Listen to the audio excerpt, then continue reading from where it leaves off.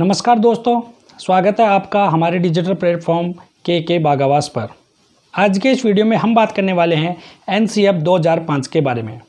वर्तमान में राजस्थान में होने वाली जितनी भी अध्यापक परीक्षाएं हैं, जिनके अंदर चाहे रीट हो, चाहे सीटेट हो, चाहे फर्स्ट ग्रेड, सेकंड ग्रेड, इन सभी के अंदर एनसीएफ 2005 के प्रश्न पूछे जाते हैं। तो इस वीडियो में हम आपको एनसीएफ 2005 के सभी बिंदुओं के बारे में बताने वाले हैं, जो कि किसी भी परीक्षा के अंदर आपको पूछे जा सकते हैं। तो वीडियो को अंत तक देखें और वीडियो को पसंद आने पर लाइक करें और चैनल को सब्सक्राइब करें। एनसीएफ 2005 एनसीएफ का पूरा नाम है national curriculum framework. National curriculum framework 2005, राष्ट्रीय पाठ्यचर्या कार्यक्रम 2005। इसका मुख्य उद्देश्य था तनाव और बोझ मुक्त शिक्षा प्रदान करना। तनाव और बोझ मुक्त शिक्षा प्रदान करना। अब तक कुल 4 एनसीएफ आ चुके हैं, 1975, 1988, 2000 और 2005। अब तक कुल 4 एनसीएफ आ चुके हैं, 1975 में, 1988 में, 2000 में और 2005 में। एनसीएफ 2005 विद्यालय शिक्षा का सबसे नवीनतम दस्तावेज है। विद्यालय शिक्षा का सबसे नवीनतम दस्तावेज है एनसीएफ 2005। 1993 में प्रोफेसर यशपाल शर्मा ने तनाव और बोझ मुक्त शिक्षा समिति के तहत एनसीएफ 2005 की नींव रखी थी। एनसीएफ 2005 का निर्माण करने का आदेश एमएचआरडी ने दिया था। MHRD ministry of human resource development यानी कि मानव संसाधन और विकास मंत्रालय ने एनसीएफ 2005 का निर्माण करने का आदेश दिया था, जबकि एनसीएफ 2005 के निर्माण का श्रेय एनसीईआरटी को जाता है। एनसीईआरटी ने इसके निर्माण में अपना सहयोग दिया था।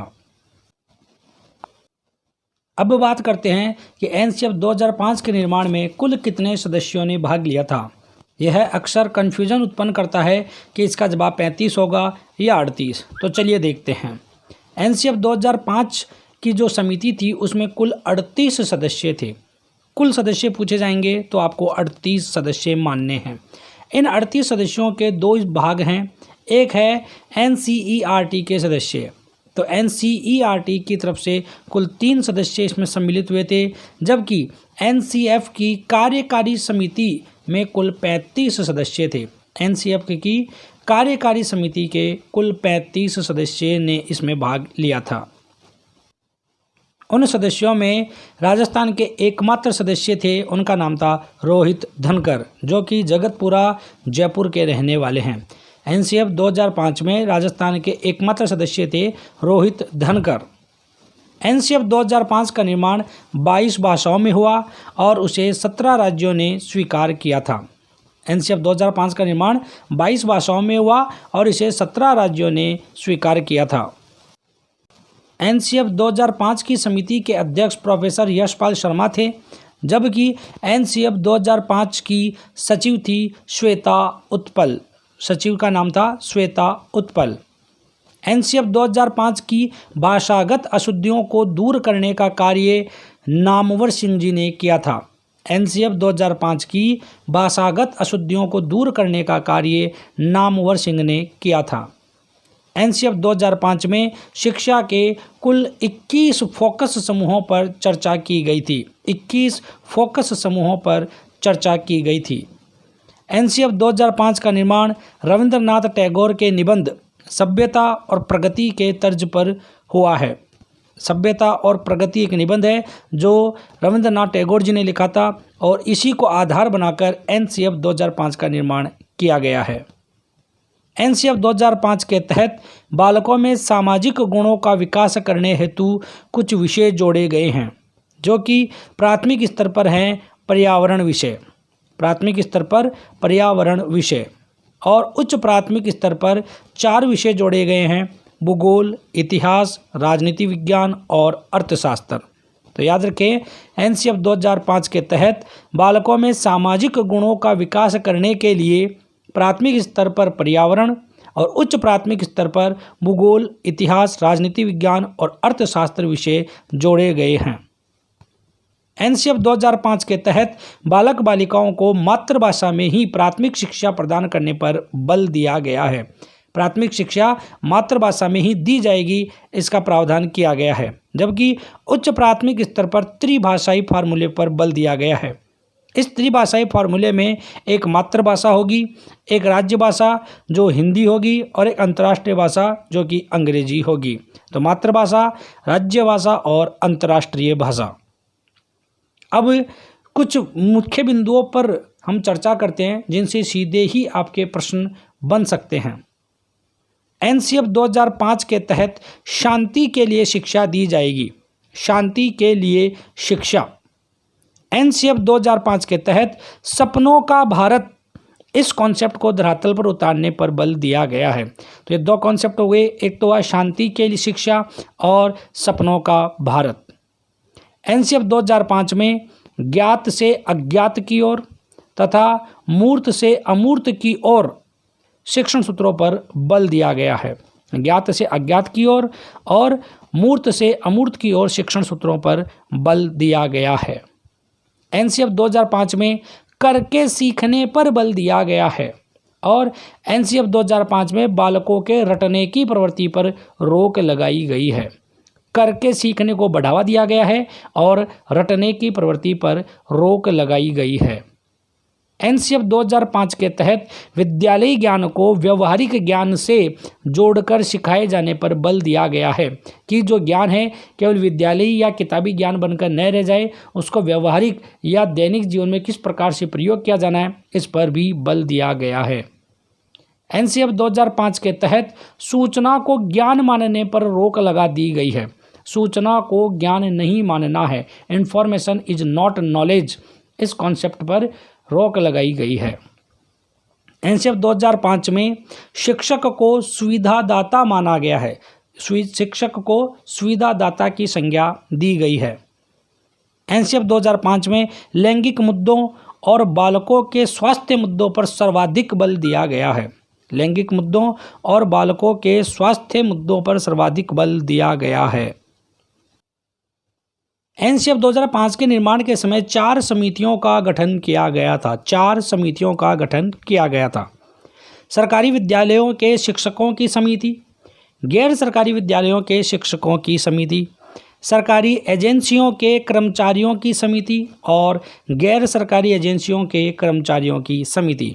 इन 4 समितियों का गठन एनसीएफ 2005 के तहत किया गया था।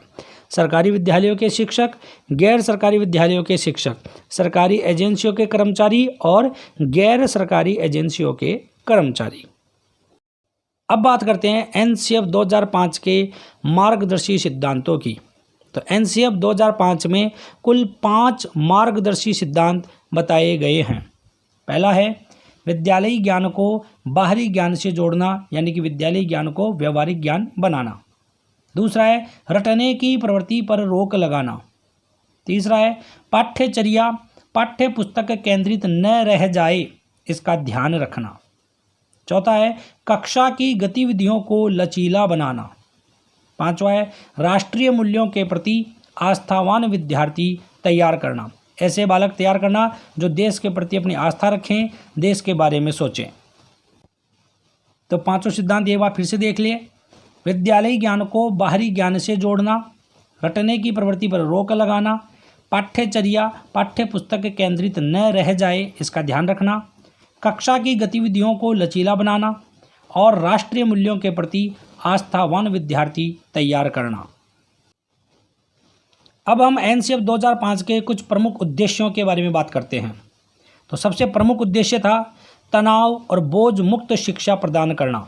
तनाव और बोझ मुक्त शिक्षा प्रदान करना, रटने की प्रवृत्ति पर रोक लगाना, बालक बालिकाओं की बौद्धिक क्षमता के अनुसार नवीन पाठ्यचर्या का निर्माण करना, बालकों की क्रियाशीलता में वृद्धि करना, शिक्षकों की क्रियाशीलता में वृद्धि करना, 10वीं बोर्ड परीक्षा को ऐच्छिक बनाना। बहुत ही महत्वपूर्ण बिंदु है, 10वीं बोर्ड परीक्षा को ऐच्छिक बनाना, पर्यावरण शिक्षा को अनिवार्य रूप से लागू करना, कंप्यूटर शिक्षा को अनिवार्य रूप से लागू करना, सामाजिक गुणों का विकास करना और सुयोग्य नागरिक बनाना, कागज मुक्त शिक्षा प्रक्रिया को लागू करना, बालकों को गुणात्मक शिक्षा उपलब्ध करवाना।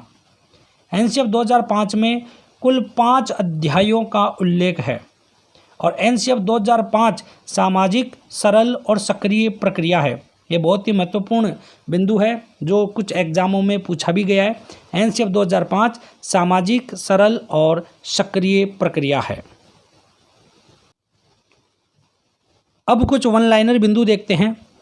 एनसीएफ 2005 के निदेशक थे प्रोफेसर कृष्ण कुमार। एनसीएफ 2005 के निदेशक थे प्रोफेसर कृष्ण कुमार। एनसीएफ 2005 के अनुसार शिक्षक होता है सुविधादाता। शिक्षक को सुविधादाता के रूप में माना गया है। एनसीएफ 2005 के अंतर्गत परीक्षा सुधारों में कौन कौन से सुधार बताए गए हैं? तो वो सुधार हैं सामूहिक कार्य मूल्यांकन, सतत मूल्यांकन, खुली पुस्तक की परीक्षा मूल्यांकन। सामूहिक कार्य मूल्यांकन, सतत मूल्यांकन और खुली पुस्तक की परीक्षा मूल्यांकन। एनसीएफ 2005 के अनुसार बच्चों के आकलन का सही तरीका है तो वह तरीका है दैनिक गतिविधियों का आकलन। बच्चों की दैनिक गतिविधियों का आकलन करके हम उनका सही आकलन कर सकते हैं। गुणवत्ता आयाम शीर्षक के अंतर्गत महत्व दिया गया है बालकों के लिए संरचित अनुभव और पाठ्यक्रम सुधार को। बालकों के लिए संरचित अनुभव और पाठ्यक्रम सुधार को।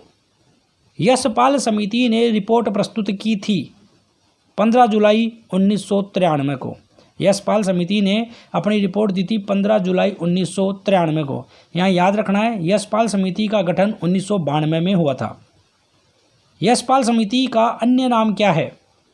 तो यशपाल समिति का अन्य नाम है राष्ट्रीय सलाहकार समिति। भीड़ भाड़ वाली कक्षाओं में किस अध्यापन की बात का करना निरर्थक है? यानी अध्ययन से संबंधित कौन सी बात भीड़ भाड़ वाली क्लासों में निरर्थक है, नहीं मानी जा सकती है? तो उसका जवाब है सृजनशीलता। अधिक भीड़ भाड़ वाली क्लासों में सृजनशीलता नहीं हो पाती है। एनसीएफ 2005 में किस विषय पर बल दिया गया है? जवाब है रचनावाद।